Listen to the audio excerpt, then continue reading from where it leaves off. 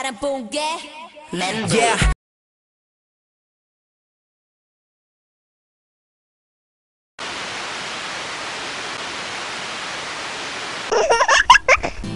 Hey guys! Welcome back sa aking channel, and today's video is going to be a haul. Yun, medyo namili ang lola nyo, and this would be a combined video ng mga napabili ko the last month, which is April at saka ngayong May.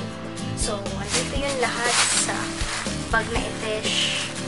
Tapos ito, tapos andito, ayan, ayos lang naman yan. Pero, ayun, nagbibisorya ako kasi nung nakaraan. Hindi ko anong pinamili ko, which is I'm gonna show you later. Tapos is Vanity, Watson, syempre, Nivea, and Daiso, mga ganyan. So, ang first, simulan na natin ito is a contact lens na ginagamit ko na. Nakita nyo na yung siguro sa vlog ko, sa mga subscribers ko, sa mga nakapanood na ng videos ko. Yun, ito siya, si EO, Toast Brown yung color niya. May kasama na siyang solution. Ito na siya. Dahil hindi ko siya sinuot na yun kasi nga madaling araw na para sa anita, diba? Ayan, yung solution niya si EO. Tapos, ayan, nilagyan niya. Ito, nandito sa loob eh. Saan ba? Nandito sa loob yung ano. Ito siya. Marami na yan. Ang leverage. Yun, first time ko kasi magkaroon ng contact lens na parang luminaw ang aking mga paningin. And, ayun. Nabili ko siya nasa 600 pesos lang. Kasama na yung grado. May grado na siya. Toast brown. Yun. Nasabi ko na yun. This next, yung napamili ko naman sa Nivea. Isa lang naman siya. Itong Nivea Sun Protect Light Fill Mist. Refreshing and Invisible Sun Mist. SPF 50. Ayan. 50% off. So, nasa 200. Mga kulak na 300 pesos ko siya bili. Tapos, syempre, punto kasi sinusubukan ko ito pang baking. Kasi, syempre, ito daw sa RCMA, although alam ko naman bongga yung RCMA. Pero, tinatry ko siya, and I'm gonna show you someday. Paano kung mga hacks ko dito is a conditioner.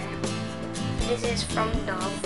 Ang ginagamit ko talaga yung 3-minute miracle ng Pantene, pero na-try ko yung sa kapatid ni Mark, sa atin niya. Tapos, feeling ko nag-soften yung hair ko doon. So, I tried Dove. Next is, ito pala, yung nabili ko sa Nivea Sale. Dalawa to. Yung isa ginagamit ko na ng Seto Reserve. Dio. Diba? Charan! Eskinol, syempre. Bumili rin ako ng Dallas Lindsay. Mahirap na bumili nito nung walang reseta. Tsaka mahal na niya, 95 pesos. Tapos since ito lang yung nagagamit kong panggamot sa acne ko, tsaka yung isang na-discover ko na i-show ko later, iahalo ko siya dito sa skin. Tapos yun yung toner ko. Yan. Itong gamit ko, pimple fighting. Kasi medyo acne prone ako na mga nakaraang araw. Tsaka dahil meron din ako. Next is ito. Ito nga yung Pink Effects Pimple Eraser. Medyo natutuwa ako dito kasi wala lang, nagdadry yung pimples ko. Gamit ko yung sachet. Ano ba siya? Yung sachet. And dahil paubos na ako, bilhin na ako ng malaki. Nasa 129 pesos siya sa Watson. Quick Effects Eye Lift Cream. Ayan, it helps reduce the appearance of lines, acne, chupa.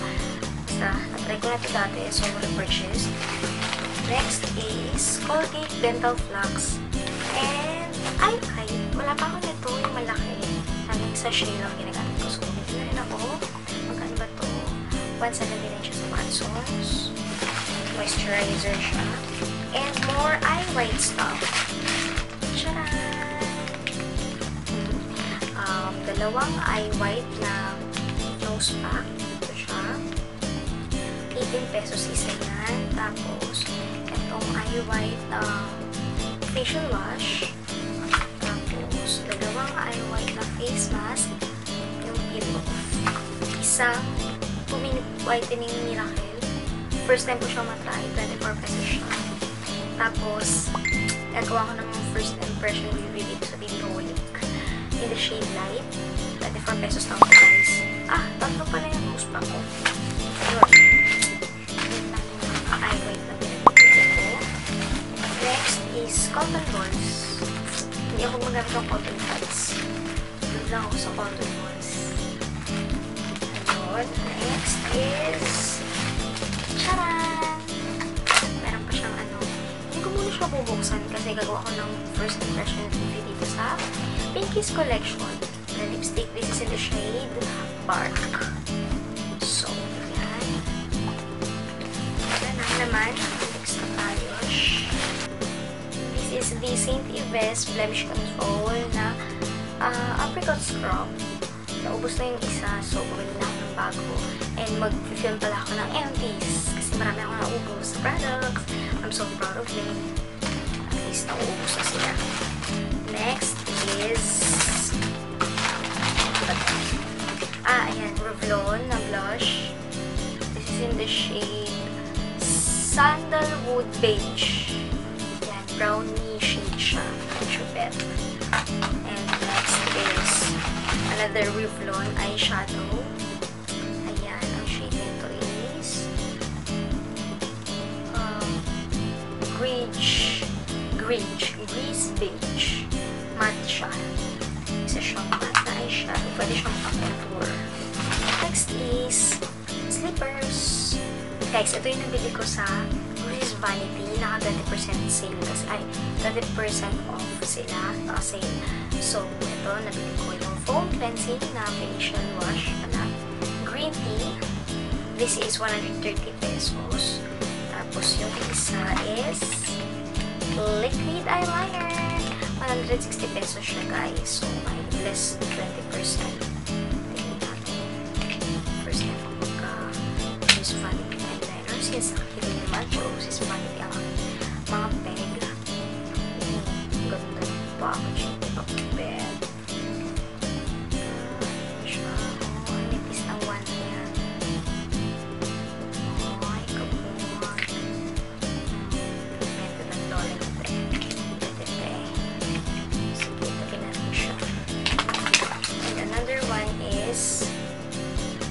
Dalawa pala siya. Dalawang Louis Vanity Brow Pencil. Retractable to. Brown siya. Favorite ko. So, dalawang pinili ko. Yan. 80 pesos each lang siya, guys. So, pili na kayo yan. So, nagkalang sponsored. So, wait. And let's proceed sa ating other products. Sa Daiso naman, ito yung binili ko. Travel bottles. Kasi aalis ako. So, kailangan ko ng mga travel size bottles. Charan! Makeup bag. Diba? Napaka-sleek lang niya. Simple lang siya. Tapos, heart lang kayong zipper. And, 88 pesos lang yung besh. Ayun. Meron na rin siya ng brush ko ito. Pwede na. Diba? 48 pesos. Ito, last na binili ko sa Daiso. Daiso sponge. Brave yan. Diba? Okay. Let's proceed sa mga pinamili ko sa Divisoria. Ay, wait. Meron pala dito. Ito pala. Ano siya? Choker. I got this from CNA. It's kind of a Korean shop or store. Ito siya, choker. Kinda, diba? 230 pesos siya. So, thank you kay Mark. Siya nagbayad nito. Okay, next! Dito na ulit sa malaking plastic bag. Galing ko sa Divisoria. First, bag. Okay, diba? Ano siya, backpack. Puro siya studs. Nabili ko lang to for only 150 pesos, guys. Ano ba? Sa Divisoria. Next pala, pinili ko nung is a pure gold mango.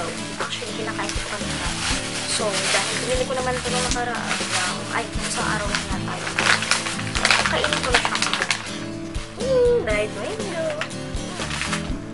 Yan. Suko na to. Another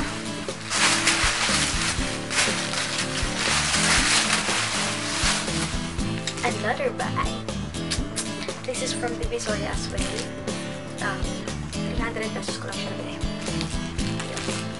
Tapos sa loob nito, nandito ako nabili sa TV. Dito na tayo. Kasi ng plastic. Headband! Para pag nag-makeup tutorial, stuff. Or habang nag-makeup din ako mag-gamit ko rin siya. Next is underwear, which is bra. Dalawa siya. Pang araw-araw lang. Undies ulit, undies. Next, dress. Actually, ito yung mga nauuso, mga dress. Ano lang.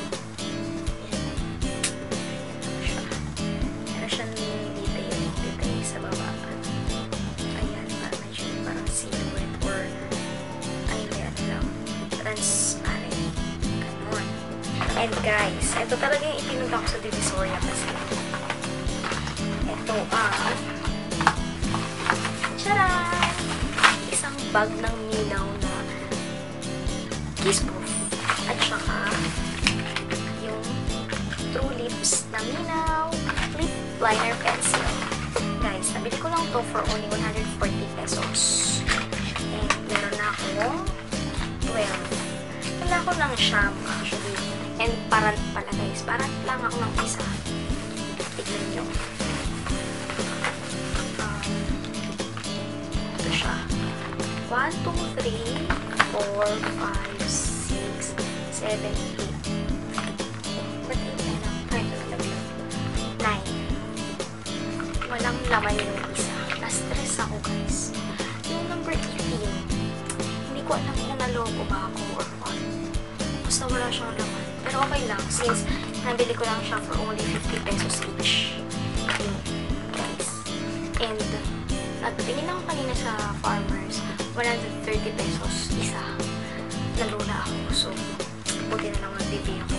Pero nagka-shades na 15, 05, 12, 8, 10, 13, 3, at saka 11. And lastly, ang nabili ko is a choker again. Diba? Ganda. Yan. Choker. Ang bili ko lang ito ng 25 pesos sa Divisoria. Pagbalik ko doon, ibili ako ng marami. Kasi sa Farmers, nagulat ako. 100 pesos o kaya 75 pesos isa. Diba? Tapos nakuha ko lang ng 25 pesos. Clerks! So, yun. Yeah, that's all the products I got. Wala guys, may kasamang sharpener yung Kissproof. Yeah, 20 pesos siya.